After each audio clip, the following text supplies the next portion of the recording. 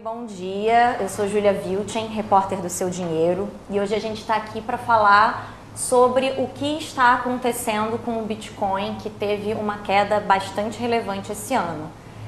Desde a máxima no final do ano passado, quando chegou a quase 20 mil dólares, o Bitcoin já caiu bastante, caiu aí cerca de uns 80%, 85% esse ano, 85% até a mínima, está por volta de uns 4 mil dólares, 4 mil e pouco agora.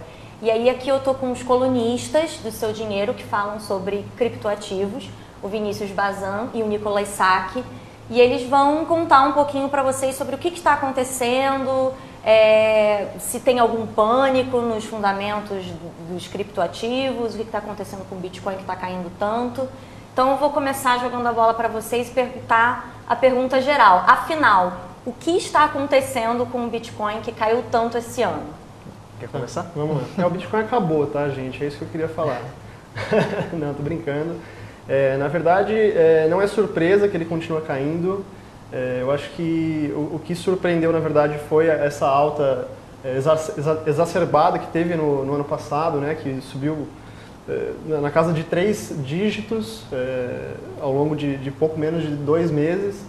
Então eu acho que isso foi um movimento que fez com que os preços descolassem muito dos fundamentos mesmo, né, da capacidade de processamento de transações da rede. Tem uma série de fundamentos que a gente olha e ele acabou virando uma mania especulativa mesmo, em que as pessoas compram porque está todo mundo comprando. Você entrava no Uber no ano passado, você via gente falando, o motorista do Uber falando para você, cara, acho que eu vou comprar Bitcoin, o que você acha? Acho que o Bazan também passou por coisa parecida, né?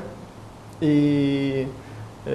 na verdade, no final do ano passado, início desse ano, começou uma correção natural do mercado, que era mais do que esperada, para trazer os preços aos patamares corretos, né, se é assim que a gente pode dizer. E aí, falando um pouco mais da queda mais recente, a nossa visão é que o gatilho desse movimento todo, sem sombra de dúvidas, foi um fork que aconteceu numa rede paralela ao Bitcoin, né? E aí, para explicar um pouquinho o que é um fork, acho que faz sentido fazer um parênteses aqui para colocar todo mundo no mesmo nível. Um blockchain, ele é uma rede de processamento de transações. Assim como o Banco Central registra transações, o blockchain do Bitcoin também registra transações. Se em algum momento, como o Bitcoin é um código open source, que a gente chama, que é um código de programação, que ele é livre para ser acessado por qualquer pessoa, esse código ele pode ser replicado por uma pessoa que quiser criar uma nova moeda, certo? Assim como o software do Google Chrome, por exemplo, se você quiser fazer uma cópia do Google Chrome com o seu nome, você pode, porque ele é um software de código aberto, que é utilizado dessa forma para que as pessoas possam colaborar para o desenvolvimento desse software. E aí no caso do Bitcoin, em agosto do ano passado, você teve um fork, que é essa bifurcação do código de programação, para criar um novo blockchain que ficou chamado de Bitcoin Cash, né? Que é um blockchain concorrente ao blockchain do Bitcoin, que tem características diferentes, né? Quando esse software foi dividido, você teve como característica que diferenciava ele do Bitcoin que o tamanho do registro das transações, do bloco de transações, que as transações no blockchain do Bitcoin são registradas em grupos. O tamanho desse registro, ele passou a ser de 1 megabytes para 8 megabytes. 1 megabyte, desculpa, para 8 megabytes, certo? E aí, esse Bitcoin Cash, ele tinha um fork programado para ocorrer a cada 6 meses, certo? No último fork que teve há 6 meses atrás, o tamanho do bloco passou de 8 megabytes para 32 megabytes. E aí a gente teve, novamente agora, recentemente, mais um fork no Bitcoin Cash. Só que você teve uma divergência no que as pessoas acreditavam que deveria ser feito com o protocolo dali para frente. De um lado você tinha uma vertente que acreditava que tinha uma nova funcionalidade, que é a funcionalidade de contratos inteligentes, que é a mesma funcionalidade que você tem na Ethereum, que deveria ser implementada no Bitcoin Cash. E do outro você tinha uma facção que acreditava que essa função de smart contract, contrato inteligente, não deveria ser implementada, e o que deveria ser implementado era um aumento do tamanho do bloco para 132 megabytes, certo? Se não me engano é 132 ou 128, agora me falhou a memória. Mas, de qualquer forma, com essa divergência, você teve mais um split mais uma rede concorrente surgindo do Bitcoin Cash. Isso seria um movimento natural de mercado se não houvesse uma guerra entre as duas vertentes. Uma vertente declarou guerra à outra e falou, a gente vai atacar o seu blockchain e vai começar a minerar. Mineração é o processo de registro de transações, a gente vai começar a registrar as transações inválidas, minerar grupos de transações, blocos, né, de transações vazios, sem nenhuma transação, para congestionar a rede e fazer com que a sua rede não prospere.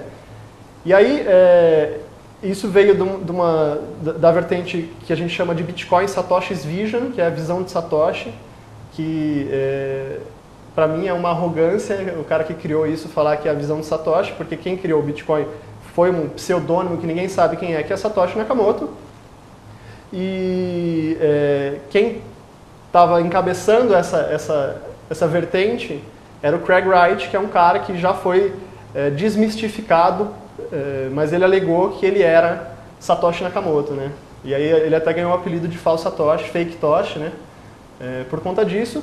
E do outro lado você tinha figuras como Roger Ver, que é um cara super defensor do Bitcoin Cash, e a própria Bitmain, que é a maior produtora de equipamentos de mineração do mundo, né, que é essas máquinas ASICs, que são Application Specific Integrated Circuits, que são circuitos, são chips de processamento específico do cálculo matemático que é utilizado para registrar os blocos no Bitcoin. Então, quando o falso Satoshi declarou guerra ao Bitcoin ABC, que é a vertente da Bitmain, e o cara da Bitmain, que é o Jihan Wu, ele falou que se precisasse, ele deslocaria poder computacional da mineração de Bitcoin para essa guerra que eles tiveram, que ficou conhecida como Hash Wars, né? Então, só esse fato dele ter deslocado o hash power, que é essa capacidade de processamento da rede do Bitcoin, do próprio Bitcoin para esse Bitcoin SV, para fazer esse ataque à rede, fez com que um gatilho fosse disparado de medo no mercado e os preços começassem a cair dessa maneira extremamente acentuada, né? Quase como uma enxadada no gráfico de preços de cotação do Bitcoin. E daí para frente, na minha visão, foi um desenrolar de coisas que aconteceram, uma confluência de coisas, que isso foi só o gatilho. Mas aí eu vou deixar o Bassel falar um pouco da minha visão dele. Assim, complementando, se você olhar nos últimos 10, 11 meses, o Bitcoin vem caindo. Então, assim, não é muita novidade que ele continue caindo. Era o caminho natural, né, de um mercado em correção. Então, é lógico que assusta quem está olhando o fato de caiu mais, né, quando a gente não esperava, e até porque antes dessa última queda, a gente estava num momento um pouco mais estável ali, então os preços estavam oscilando menos, então isso naturalmente gera uma expectativa nas pessoas de, putz, será que agora volta? Né? E aí foi o contrário que aconteceu, não voltou ainda. Mas assim, de um lado eu acho que uma coisa para ficar muito clara, é a continuação de um movimento que já estava acontecendo nos últimos 10 meses, então não tem nada de muita novidade aqui em relação à direção desse movimento, continua sendo para baixo. Outra coisa que acontece essas divergências que acontecem entre os projetos, aí vamos lembrar que todos os criptoativos são projetos de tecnologia que tem alguma equipe por trás, elas sempre acontecem, né, até porque a maioria desses grandes protocolos não tem empresas por trás que ditam quais são as regras de produção desse código. Você vai ter divergências até filosóficas, né, um pouco de ideologia. Isso sempre acontece. Só que no momento em que a gente já está há 10, 11 meses com um mercado mais difícil, os investidores, pessoas físicas, muitos já saíram, até grandes investidores também decidiram já sair desse mercado, você tem menos poder de compra nesse mercado, é natural que essas divergências elas causem também mais efeito, né? Então, quando você tem aí dois grupinhos brigando, eu estou certo, e aí um fala para o outro, olha, eu posso pegar isso que eu tenho de poder aqui e meio que atacar esse mercado, o impacto dele vai ser maior também, porque você tem muito menos base de sustentação de quem poderia comprar. Se essa mesma discussão, essa mesma briga tivesse acontecido em novembro do ano passado, quando estava bombando na mídia o Bitcoin e as pessoas estavam comprando não importa o que, talvez isso nem tivesse tido tanto efeito, porque você teria tanta gente querendo comprar que o preço seria sustentado. Então, assim, acho que a gente juntou um momento em que já estava muito mais calmo o mercado, né, com bastante liquidez reduzida, né, com volumes mais baixos, e veio mais uma pancada entre as inúmeras pancadas que vieram durante esse ano. Só que isso também abre a pergunta, né? E agora? Ficou barato ou não? Né? Então, acho que é o que as pessoas estão se perguntando. Eu acho que tem basicamente dois grupos, né? Quem já estava no mercado antes dessa última queda e está se perguntando, eu deveria continuar ou não? E quem até agora não comprou e está falando, putz, será que agora é a hora? Né? Então, acho que eu acho que a grande questão que a gente vai querer responder aqui nessa live é justamente isso. É hora de entrar, para quem já tem, é hora de comprar mais. Porque assim, eu não sei se esse é um mercado em que você já não consegue em mercados mais tradicionais e regulados determinar o que é o fundo do poço. No mercado de criptomoedas, mais difícil ainda. O que vocês acham? Existe oportunidade? Assim, qual a diferença de estratégia que tem que ter quem já tem bitcoins e quem ainda não tem bitcoins e se interessa por esse tipo de aplicação? Eu acho que assim, uma regra que vale para qualquer pessoa, independentemente se ela tem ou não, é quanto que ela tem de criptomoeda ou criptoativos dentro de outros investimentos que ela tem. Então, assim, se você é uma pessoa que tem 100% do seu dinheiro em Bitcoin, pode ser muito legal para contar uma história, mas eu não recomendaria isso. Né? Então, se eu penso, eu já sou um investidor e mesmo com essa queda, né, eu ainda estou aí com 20% do meu patrimônio em cripto, olha, acho que não é uma boa você comprar mais. E não é porque o preço está ruim ou está bom, não, é porque assim, você já tem muito. Pelo tamanho da sua exposição. Né? Então, se comprar mais significa aumentar seu risco. Agora, se eu sou uma pessoa que tem 2% do meu patrimônio inteiro nisso, é uma oportunidade porque eu estou com um preço que eu só vi pela última vez no primeiro semestre do ano passado, né? E em algum momento do segundo, mas sim, é um preço que é atrativo. E aí lembrar que, por mais que, e assim, eu sei que, não quero nenhuma demagogia aqui de falar, putz, não estou preocupado com o preço, porque, isso aqui é tudo natural. É natural, mas assim, eu sei que para quem está olhando esse mercado há quase um ano em queda, gera receio, né? Gera receio. Sim. Mas assim, ainda assim, esse um ano, ele é pouco se você comparar com o próprio ciclo de desenvolvimento do Bitcoin. Né? Não só isso, né? Se você compara com o ciclo de bear market que a gente teve em 2013, o mercado de queda ele perdurou por 3 anos. Então, se você comparativamente olhar, 11 meses não é nada, né? Se você olha para um bear market de 3 anos. Fora que o desenho é muito parecido, né? E o desenho é muito parecido. Eu não estou falando que esse ciclo vai se repetir, tá? Eu nem acredito que vai, para ser bem sincero. Mas esse mercado, ele é diferente de qualquer outro mercado que eu já estudei, justamente porque os ciclos de bear market em mercados tradicionais não costumam durar tanto tempo, né? Eles têm uma correção positiva um pouco mais cedo.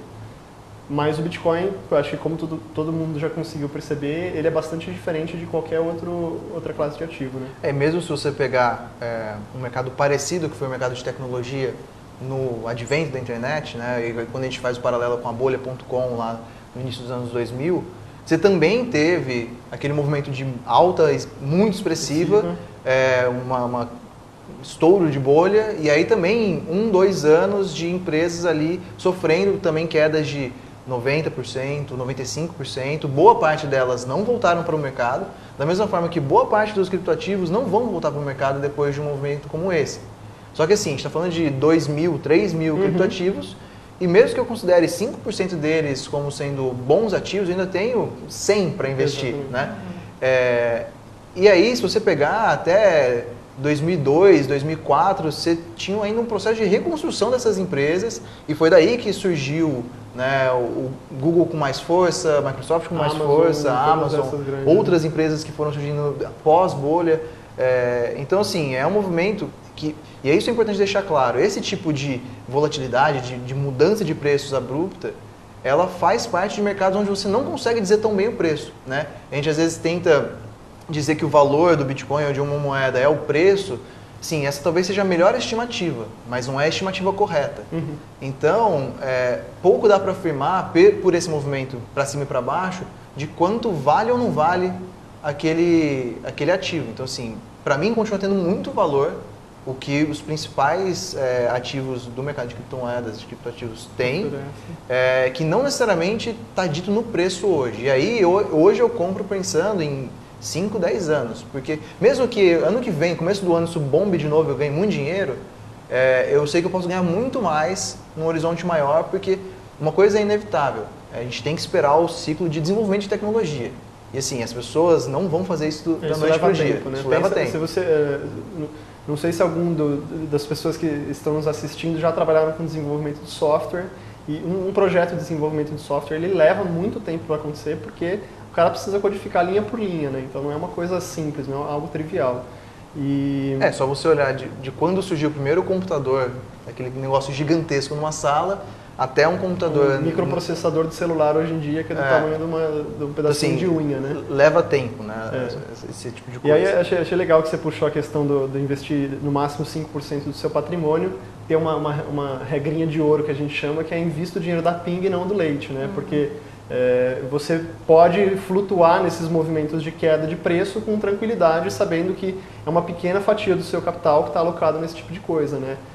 Se você perder tudo, não vai fazer diferença no seu portfólio, lógico que ninguém gosta de perder dinheiro, mas ele não vai afetar o seu patrimônio como um todo, o seu futuro, tudo que você vem construindo e acumulando ao longo dos anos. Então, por isso que a gente enfatiza tanto. É um mercado de tecnologia, é um mercado altamente volátil, sujeito a flutuações de preço na casa dos 2 dígitos, então você tem que estar preparado para passar por isso da melhor maneira possível. E a nossa visão é expondo uma pequena fatia do seu patrimônio a isso, mesmo porque quando você tem esse tipo de exposição, você tem um pouco mais de estômago para aguentar um movimento de queda de 45% em 2 semanas. Né?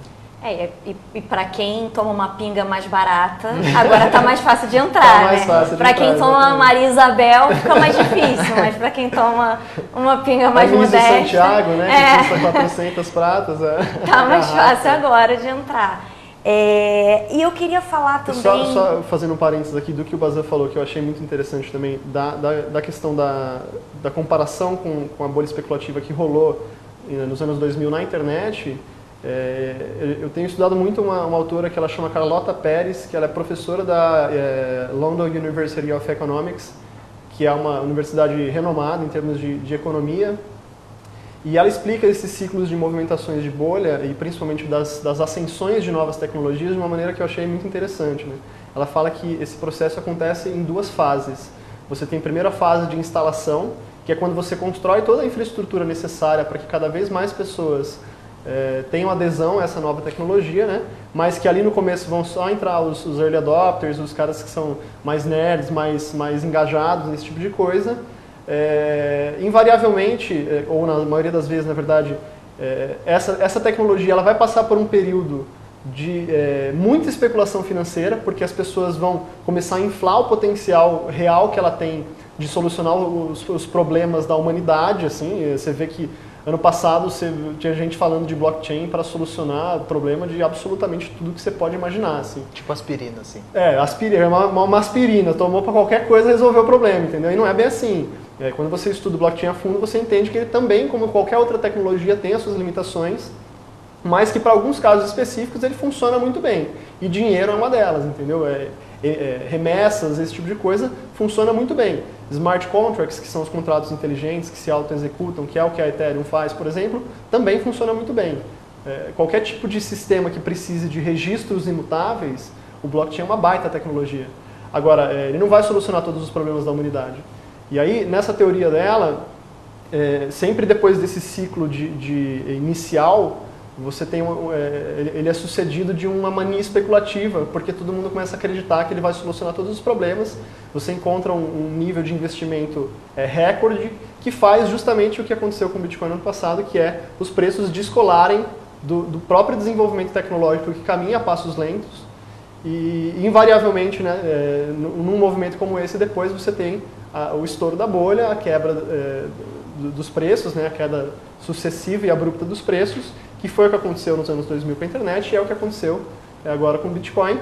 E que depois desse ciclo que ela chama de ponto de virada, é quando a tecnologia pode prosperar de fato no que ela chama de era de ouro, né, que é quando você tem os maiores desenvolvimentos em termos de infraestrutura, você começa a ter uma entrada das grandes instituições nesse mercado, que começam a se adequar e inserir a tecnologia dentro da própria empresa. Você tem o desenvolvimento de um panorama regulatório mais favorável, e é absolutamente tudo que a gente tem observado acontecer com o Bitcoin nesse último ano, né? Então acho que esse ciclo é muito, muito bacana de ver que está se repetindo, assim como aconteceu na internet.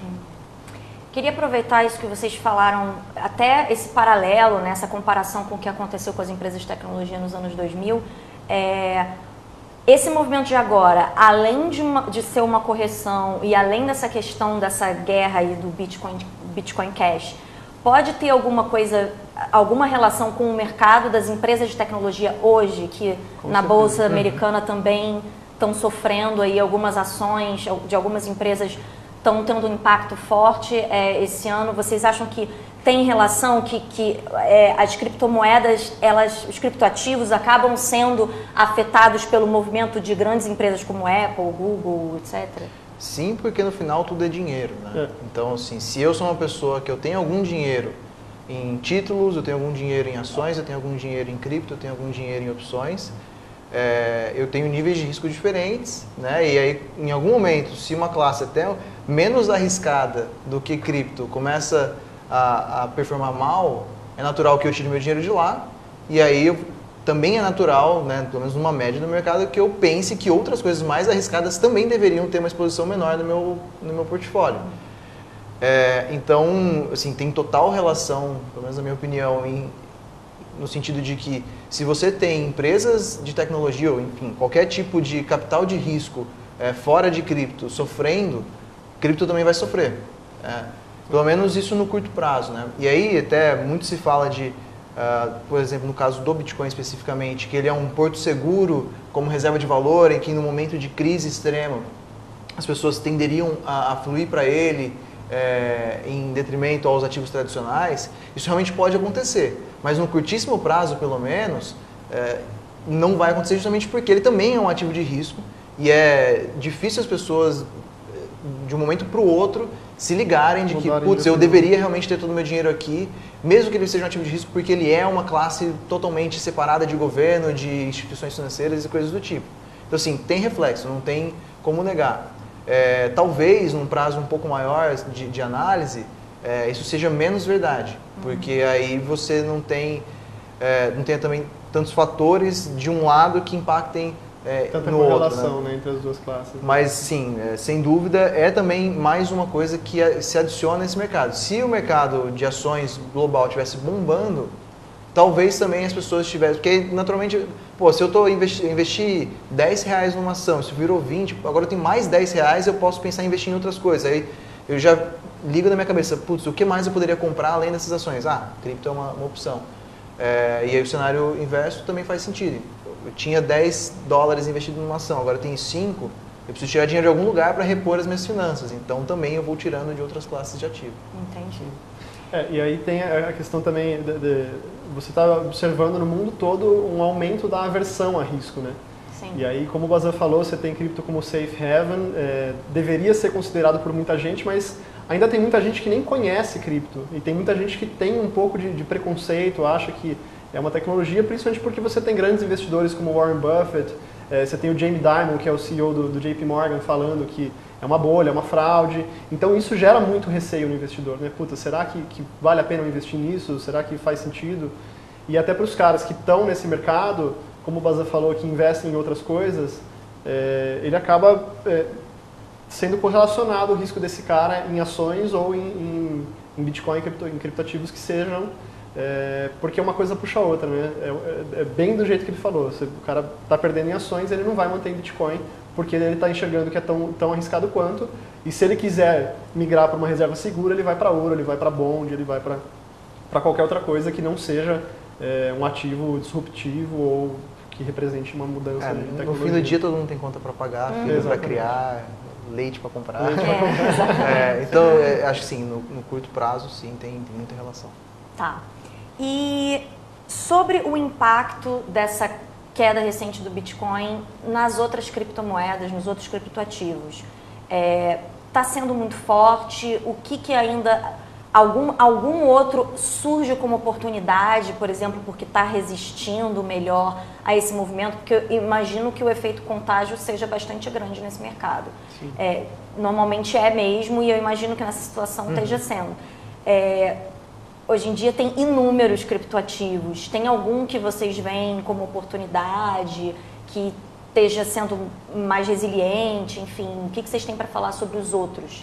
criptoativos? Eu acho que, na verdade, muito depende, para responder essa pergunta, muito depende de qual janela de tempo você está olhando. Porque se você olhar nas últimas 2 semanas, meio que todo mundo caiu junto. Porque Tem uma ou outra que se sobressai, mas assim, o movimento de quase todas é para baixo. Sim. E isso é bem natural porque, principalmente num mercado onde eu não consigo dizer o que é valor tão fácil, porque assim, não tenho fluxo de caixa de empresa para analisar, eu não tenho muito pessoal na empresa para analisar, não tenho dívida para analisar. Então, assim, meio que as coisas andam juntas, né? Se eu olhar, talvez, em relação aos últimos 12 meses, eu tenho sim criptoativos que estão dando lucro enquanto o Bitcoin está dando prejuízo, né? Mas assim, de uma forma geral, hoje ainda as coisas são muito correlacionadas, elas andam muito juntas. Você tem um ou outro ativo que tem performado melhor, mas eu acho, assim, eu só diria que isso talvez não seja motivo suficiente para a gente dizer, então esse ativo aqui ele é completamente separado, descorrelacionado vai superar o Não Bitcoin, tem um defensivo, vamos dizer assim, um ativo que seja defensivo. Não tem como, o Bitcoin ele ainda é o proxy do mercado, né? Ele foi o primeiro e assim, até no próprio mercado, quando você tem um movimento forte de queda, você percebe um aumento na dominância do Bitcoin frente aos outros criptoativos, porque o cara ele vai buscar a exponencialidade nas altcoins, né? Ele vai buscar o maior retorno nas altcoins. E aí quando a coisa fica feia, quando aperta, ele volta para o Bitcoin.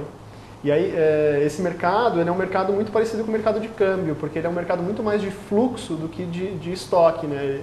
Diferente do mercado de ações. Você não tem fundamento, você tem movimentações de preços pontuais gerados por notícias, né, por acontecimentos. Então, um acontecimento que afeta o Bitcoin, ele vai afetar a classe tecnológica inteira, né? Não tem como. Do jeito que o Azar falou, você tem os ativos que outperform, né, que tem uma performance um pouco melhor que os outros no curto prazo, mas isso não é suficiente para falar, não, esse ativo vai se tornar o melhor do mercado agora porque ele performou melhor. Eu gostei muito da definição do Jeffrey Sprecher, que ele é o CEO da Intercontinental Exchange. Para quem não sabe, a Intercontinental Exchange é a dona da New York Stock Exchange, que é a maior bolsa de valores do mundo. Ele estava na Consensus esse ano, na Consensus Invest, que rolou agora na terça-feira, e ele falou assim, cara, o que me fez olhar para o Bitcoin é que durante várias tentativas de derrubada dos preços, ele sobreviveu, né? E se tem uma coisa que se nega a morrer, você tem que começar a olhar para ela com mais cuidado. E aí ele falou assim, ele fez uma comparativa que eu achei muito interessante com o Dow Jones Industrial Average, que é um índice que mede a performance da indústria nos Estados Unidos. Ele fala, cara, indústria nos Estados Unidos não é o que vai movimentar a economia. Se você olhar para a indústria, ela não é mais o grande drive de crescimento do PIB, ela é um péssimo proxy para a economia. Mas se você for avaliar nas principais rádios, nos principais programas de TV que falam sobre economia, o índice que eles usam é o Dow Jones Industrial Average. Ele fala, cara, em qualquer momento, em 15 minutos aqui a gente consegue sentar e elaborar um índice melhor. Mas esse índice, ele prevalece porque ele é o mais aceito, ele é o mais usado e vai continuar sendo assim porque as pessoas acreditam nisso, entendeu? Eu acredito que o mesmo movimento aconteça com o Bitcoin nesse caso.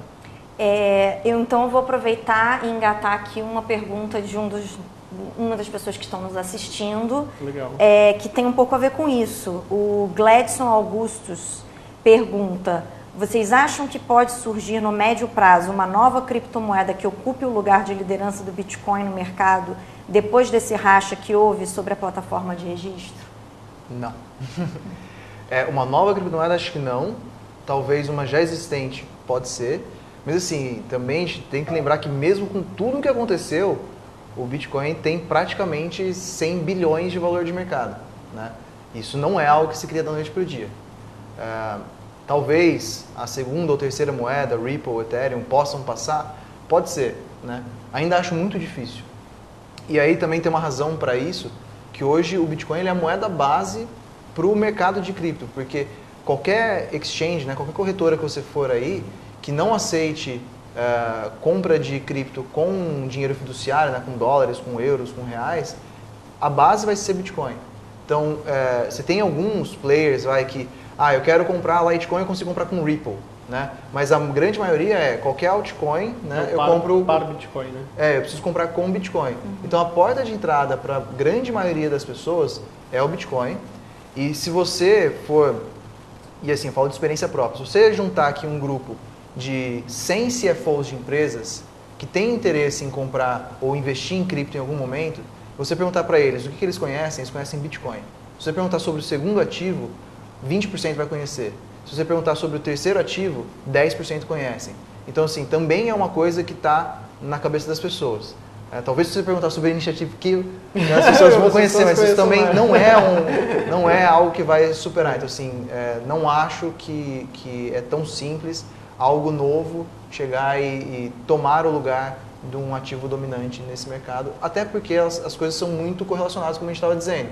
Então, não consigo pensar hoje, não estou dizendo que é impossível, mas não consigo pensar num cenário em que surge algum criptoativo novo, que ele consegue performar completamente diferente dos tradicionais a ponto de criar valor tão rápido e superar os 3, 4 primeiros ativos no mercado.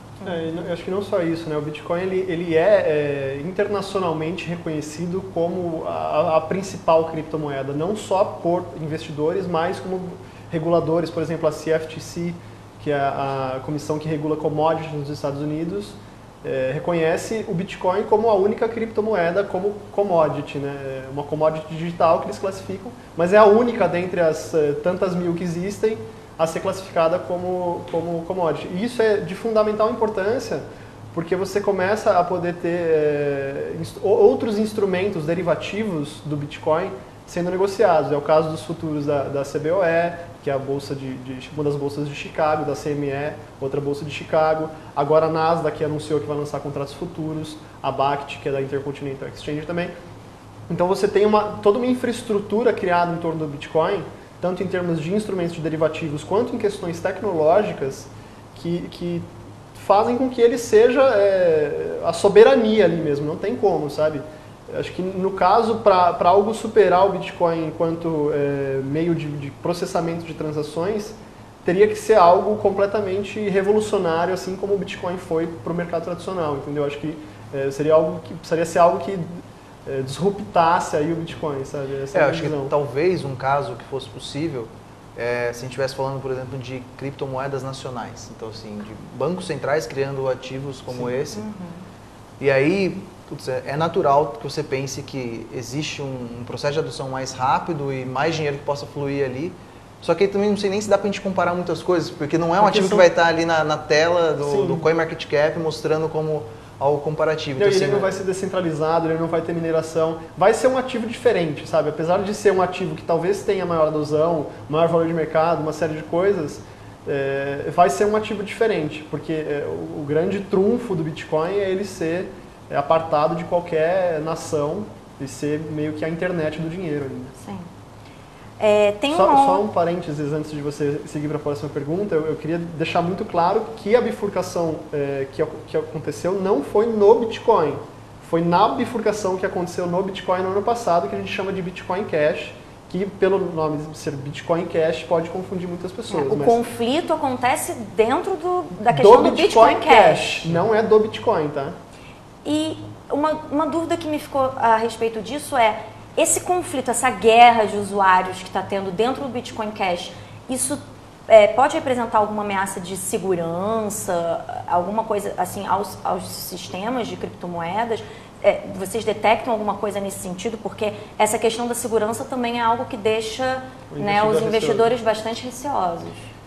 Existe um tipo que eu acho que é possível, que é quando a gente fala de ataques, né? Então, assim, não vou entrar em detalhes técnicos aqui porque tomaria algumas horas para falar sobre isso.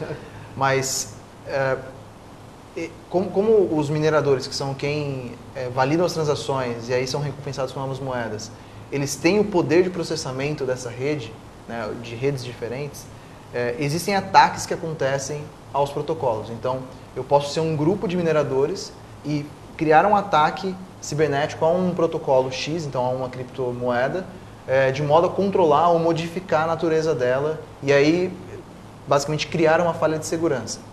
Em relação ao Bitcoin, isso também poderia acontecer, Só que por ele ser muito grande dentro do mercado, é muito difícil, muito caro você fazer Os isso. próprios registros serem tão distribuídos ao redor do mundo, né? Então Teria assim, que atacar a rede inteira. se você estivesse falando, por exemplo, de será que pode acontecer com essa divergência de o aplicativo do Bitcoin parar de funcionar? Não, isso não acho que vai acontecer, porque é talvez a única coisa que está rodando nos últimos 10 anos sem parar um segundo para manutenção, né? Porque é algo que já se provou muito bem como software, como programa. Existem algumas possibilidades de ataque, mas eu acho que pro caso do Bitcoin a chance disso acontecer é baixa. Justamente porque é muito caro e se eu quisesse fazer isso, eu acabaria com o mercado como um todo. Então, de novo, não é impossível, mas é difícil. Mas é que acontecer. em termos de da maneira que o Bitcoin foi construído, isso é o mais interessante, é que o sistema de incentivo deles é muito inteligente. Então, se um cara for desprender poder computacional para derrubar o Bitcoin, é porque ele quer acabar com o mercado inteiro. E aí precisaria ser um complô entre governos, uma coisa supranacional, assim, porque o custo de você fazer uma coisa dessa é muito alto. Pensa que você tem que utilizar poder computacional para brigar com fazendas de mineração que estão rodando simultaneamente no mundo todo, que tem poder computacional maior que a Google, sabe? Em várias regiões do mundo. Então, é muito oneroso, é muito oneroso. Não Assim, seria interessante para os participantes, né? Para os próprios mineradores. Por isso que eu falo que o sistema de incentivos é tão inteligente. Vale mais a pena para o atacante desprender poder computacional para agir em prol da rede e minerar novos bitcoins e vender, porque daí ele vai receber um lucro pelo gasto que ele está tendo, do que atacar a rede de fato, entendeu? Mas assim, eu acho que a questão de segurança gera receio no investidor. Acho que inclusive foi um dos fatores que fez o preço, foi um dos gatilhos que fez o preço cair, porque o Jihan Wu da Bitmain alegando que ele iria para a guerra com o poder computacional, que antes era do Bitcoin, gera receio. Sim. E de fato, se você observar no gráfico de hash rate, que é a medida de poder computacional do Bitcoin, você vê que teve uma queda de hash rate. Isso significa que de fato foi retirado o poder computacional. Né? E isso gera muito receio. Mas a mineração ela continua sendo algo descentralizado. É lógico que ela é um pouco mais concentrada hoje do que era no passado, um pouco não, muito mais concentrada hoje do que era no passado. Você tem os pools de mineração que a gente chama, que são como os bolões de loteria que o pessoal faz de final de ano. O pessoal faz no Bitcoin os bolões de mineração. Né? Você junta poder computacional para aumentar as suas chances de conseguir minerar um novo bloco. Né? Eles continuam sendo distribuídos, você continua tendo hash power suficiente na rede. Eu acho que o que afeta mais no caso de migração de hash power é na rentabilidade do minerador. Né? A gente sempre... Isso é uma boa questão. Essa queda brusca de preço pode ter feito mineradores pararem de minerar? Com certeza. Porque o custo não compensa. Mas isso não quer dizer para todos, né? E isso é uma coisa muito legal da rede porque as pessoas se adaptam. Então, custava 2 meses atrás X mil dólares para você produzir um Bitcoin e vai passar a custar diferente agora e vai ser diferente no futuro porque o preço de produção ele está ligado ao preço de mercado e vice-versa e essas coisas vão se ajustando. Até porque se custasse 20 mil dólares ainda para produzir um Bitcoin e ele valesse 3, a galera estaria fazendo altruísmo aí porque estaria gastando dinheiro para manter algo. Né? Então tem que fazer sentido. Só que para você chegar nesse custo, né, quanto custa para você, depende de quanto você paga de energia, quanto você paga por máquinas. Então mineradores menores naturalmente saem do mercado porque eles têm menos capacidade de aguentar esses movimentos mais violentos, enquanto mineradores maiores têm mais capacidade. Porque pensa assim, se você é uma mineradora e você tem o custo de energia em 10 kWh e o preço cai, a sua atividade deixa de ser rentável. Né? E assim, tem uma quantidade de reservas que você consegue manter a sua operação sem que você opere tanto tempo em prejuízo. E aí o que pode acontecer que é o que está acontecendo, você vê as pequenas mineradoras vendendo equipamento para as grandes mineradoras e fazendo com que o poder computacional se concentre ainda mais mas ainda assim o sistema de incentivos faz com que, com a queda de preços, você tenha a entrada de novos participantes também nesse pool de mineração, porque fica mais interessante para eles fazerem parte desse sistema, né? Certo. Eu queria passar para uma outra pergunta de uma das pessoas que estão nos assistindo, que tem a ver, eu acho que um pouco com aquilo que a gente estava falando sobre governos lançarem suas próprias moedas e, enfim, novas moedas aparecerem, o que poderia tomar o lugar umas das outras. O Maurício Leite está perguntando qual a diferença do Bitcoin venezuelano do tradicional. Tá, então ó, não existe Bitcoin venezuelano. O que existe se chama El Petro, que foi uma criptomoeda criada, não sei nem se ela foi criada na verdade, né? Porque é um projeto ultra polêmico, acho que ninguém viu ainda esse negócio funcionando. Mas sim, o Maduro criou uma moeda lá para a Venezuela que supostamente seria lastreada em barris de petróleo. Então, existe uma discussão muito grande em torno do Bitcoin e de outras criptomoedas, que qual que é o lastro disso, né? Então, assim, como que eu posso dizer qual é o valor de algo se não existe uma relação física com algo que possua valor? Aí a gente abre uma outra discussão, que é qual que é o laço do próprio dinheiro, enfim. O que é valor, né? Porque mas o valor, se você pegar economistas, os austríacos principalmente dizem que valor é algo subjetivo, né? É difícil de você atribuir. E aí se iniciou um movimento já há algum tempo de buscar criar ativos que eles reproduzam o valor de coisas físicas. Então, uma criptomoeda lastreada em ouro, uma criptomoeda lastreada em petróleo, uma criptomoeda lastreada em imóveis. E foi uma jogada venezuelana de se criar esse ativo. Assim, também, acho que não vale a pena entrar em todos os detalhes aqui, mas um projeto ultra polêmico que tem muitas coisas mal explicadas ali no meio. Não sei nem se a gente pode chamar de criptomoeda, né? Exato. Porque não tem blockchain auditável, não tem mineração, é uma coisa meio oculta. Assim, e que é controlada pelo governo. Então, essa seria a principal, se a gente for chamar de Bitcoin venezuelano versus Bitcoin, a principal diferença é que uma é controlada por um governo centralizado e a outra não é. Fora que o governo vai poder ditar as regras, mas tem uma coisa muito interessante disso, que na verdade, no fundo, a criação do El Petro parece uma forma de a Venezuela criar uma moeda que dê um bypass no dólar, né, dada todas as sanções que os Estados Unidos têm ali. Então, quando a gente pega players no mundo que têm problemas comerciais com grandes nações como os Estados Unidos, a criação de ativos digitais pode ser uma forma de burlar sanções, burlar embargos, coisas do tipo, e eles poderem se transacionar dinheiro, que não é uma coisa nova, é algo que já acontecia antes das criptomoedas, sim, de como que, por exemplo, o comércio de petróleo acontecia com sanções, enfim.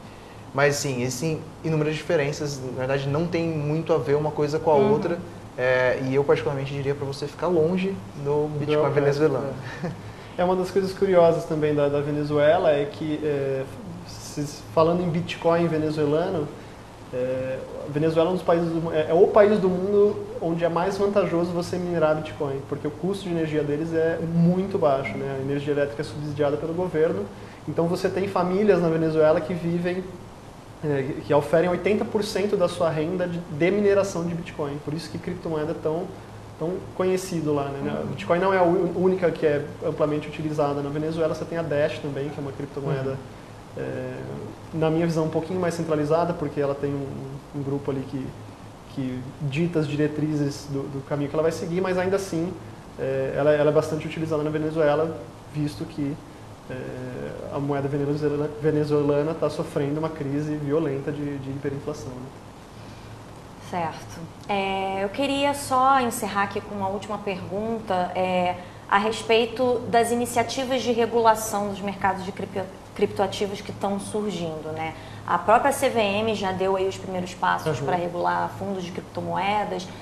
Você mesmo falou de derivativos, da criação de derivativos. Afinal, vocês têm perspectivas de que o investidor institucional vai entrar nesse mercado? Daqui para frente, assim, como que vocês veem o mercado das criptomoedas e pensando justamente na entrada desse investidor mais institucional, o que poderia acontecer com esse mercado? Vamos começar por regulação, então, né? A gente tem, como é um ativo, o Bitcoin é um ativo sem fronteiras, né? Por ele estar distribuído numa rede que é a própria internet, o blockchain está sediado numa rede, né? Então, você não tem fronteira, você não tem como delimitar quem vai regular isso. O que está sendo feito é um esforço conjunto, cada nação faz a sua própria regulação, mas o G20 vem discutindo já, desde o início do ano, maneiras de você criar uma diretriz global para a regulação de criptomoedas, assim como foi feito com política de drogas, esse tipo de coisa no Acordo de Paris, né? E aí, na minha visão, você tem dois extremos opostos, né? Você tem dois polos. De um lado, você tem o extremo favorável, que já criou uma regulação amplamente bem desenhada, bem delineada, que é Malta. Ela, que, na minha opinião, é que está mais à frente de qualquer outro mercado no mundo com relação a isso. Eles têm leis que regulam ICOs, têm leis que regulam o que são blockchains e DLTs, né?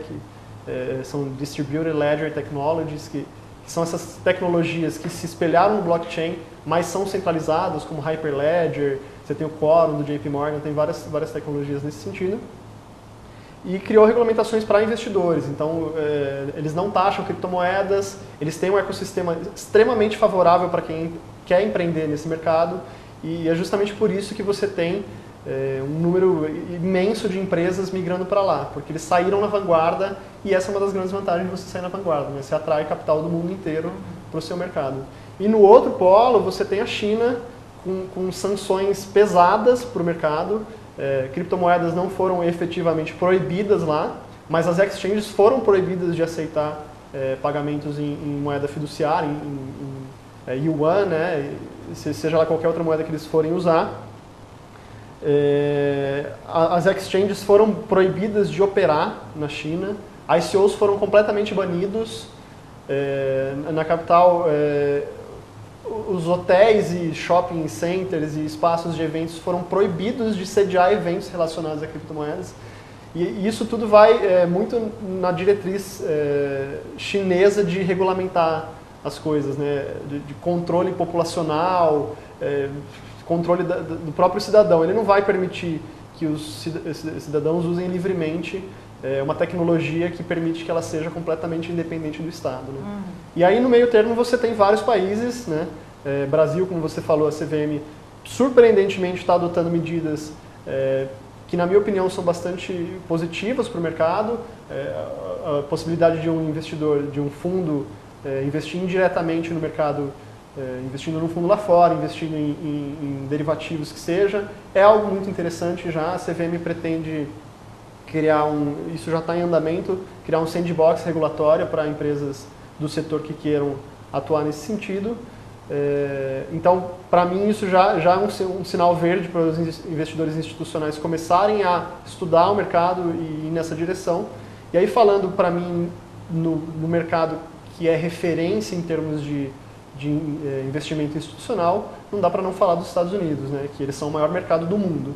Então você tem a SEC, que é a CVM de lá, atuando no mercado pesado desde o início do ano. Eles muito provavelmente vão classificar os ICOs, que são essas Initial Coin Offerings, que são ofertas iniciais de criptomoedas, em sua grande maioria como securities, que são valores mobiliários, né? Ainda não tem uma definição clara do que vai ser feito com relação a isso, não tem um paper oficial que explique o que vai ser feito daqui para frente, mas ao que tudo indica, a grande maioria dos ICOs vai ser classificado como valor imobiliário. E aí do outro lado, você tem as punições que vêm sendo feitas a alguns ICOs que foram feitos, por exemplo, você teve no mês passado, não sei se foi, acho que foi no começo desse mês, na verdade, eles puniram um ICO que chama Paragon e um ICO que chama AirFox, com sanções, multas, e aí até a possibilidade do investidor pedir a restituição em dinheiro pela oferta não registrada de valores imobiliários, né? E o mesmo está sendo feito com exchanges. A Exchange Interdelta foi multada também por operar como uma exchange ilegal no mercado, né? Porque lá eles classificam bolsas de criptoativos que negociam ICOs, que são valores imobiliários, que eles ainda não definiram qual que é o critério, mas eles com certeza sabem. Aplicaram multas à exchange e proibiram a exchange de operar enquanto ela não entrar com um pedido de licença, né?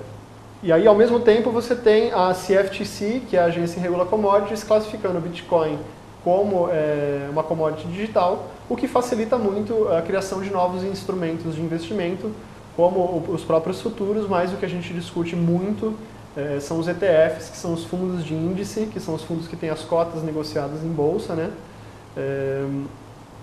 Que é algo que pode facilitar muito a entrada dos investidores institucionais.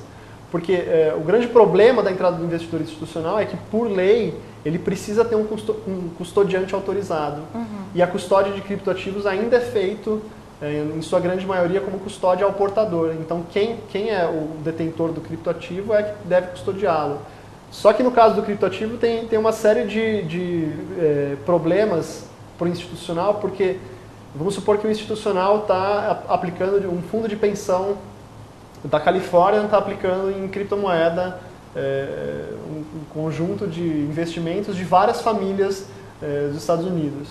E aí, de repente, o gestor do fundo comete um erro e perde a chave privada da carteira. Se ele perder a chave privada, cara, acabou, não tem como recuperar. Entendeu? Então a custódia é um problema muito sério para o institucional, é algo que vem sendo resolvido por várias iniciativas do mercado. Você tem a BitGo, você tem a própria Coinbase, que é uma das maiores exchanges dos Estados Unidos, oferecendo serviços de custódia institucional. Você tem agora a Fidelity, que é uma das maiores gestoras de recursos do mundo. Eles têm mais de 7 trilhões de dólares sob gestão, oferecendo uma nova plataforma de investimento para instituições, que vai chamar Fidelity Digital Assets. Eles vão oferecer o serviço de custódia, dentre outras coisas que eles vão oferecer também. A BACT, que é a iniciativa da Intercontinental Exchange. Então tem uma série de propostas surgindo no mercado que vão facilitar essa entrada do investidor institucional. Mas assim, para deixar bem claro, falando aqui investidor institucional como os grandes fundos de pensão, esses players que movimentam trilhões de dólares. Porque se você parar para olhar, os investidores institucionais como hedge funds, fundos de venture capital, eles já entraram no mercado lá em 2013, lá atrás, quando todo mundo começou a olhar para isso com mais carinho, né? Então, o institucional já está no mercado. Agora, o que falta entrar são esses grandes fundos de pensão, esses grandes players mesmo, né? Só acho que resumindo, então, assim, regulação inevitável, ela precisa acontecer. Então, ela vai acontecer em momentos diferentes, em países diferentes, mas é algo bom, né? Até para que a gente possa ter mais gente entrando no mercado. Tem muita coisa a ser feita, a ser construída ainda em relação a instrumentos, a infraestrutura, coisas desse tipo para o próprio mercado. Não acho que necessariamente o institucional, ou essa pessoa jurídica entrando no mercado, o cara vai chegar e puxar os preços de uma vez, mas ele vai dar a capacidade do mercado evoluir, né? Negociar muito mais volume do que ele negocia hoje e consolidar isso como um mercado que possa ser negociável dia após dia, né? Então, talvez um pouco do que a gente viu nos últimos meses, né, de muita lateralidade, muita calmaria num mercado que não é para ser calmo, isso talvez passe a não existir tanto no futuro, justamente porque você tem muito mais poder de transação entre as pessoas. E assim, na verdade, tudo isso depende de quanto que o mercado está a fim de comprar esses ativos. E isso quem vai dizer é o próprio desenvolvimento da tecnologia. Então, por isso também que eu não acho que é algo que a gente tem que ficar bitolado para janeiro do ano que vem, é algo para os próximos anos, mas continuo achando que quem entra hoje, mantendo aquela regrinha de ouro, está muito bem posicionado para pegar algo que pode ser muito maior do que a gente está vendo hoje. E também pode ser que não seja, mas é assim que a gente faz investimentos, né? Pouco a perder, muito a ganhar. Então, acho que é por aí o caminho agora. Segundo a Kelly Loeffler, que é a CEO da BACT, que é essa iniciativa da Intercontinental Exchange para criptoativos, esse mercado tem muito a crescer. Ela, como provedora de serviços de bolsa, a Intercontinental Exchange é dona de mais de 8 bolsas no mundo, inclusive a New York Stock Exchange, como eu já disse aqui. Ela alega que ela tem demanda de instituições para entrar nesse mercado, eles só precisam da infraestrutura, e é exatamente isso que ela está construindo. É lógico que ela tem todo o viés do mundo de falar que tem demanda, porque ela vai ofertar o serviço, então é natural, mas de qualquer forma eu acho que o institucional já está batendo na porta há muito tempo. Legal. Tá ótimo, gente. Legal. Muito obrigada. A gente vai encerrar a nossa live por aqui. E quem tiver perdido alguma parte ou não tiver assistido a live inteira, a gente vai deixar ela disponível nesse mesmo link, o vídeo gravado. Então, quem quiser retornar esse conteúdo, é só voltar no seudinheiro.com. Então, muito obrigada. Valeu, pessoal. Obrigado. Um abraço. Um abraço.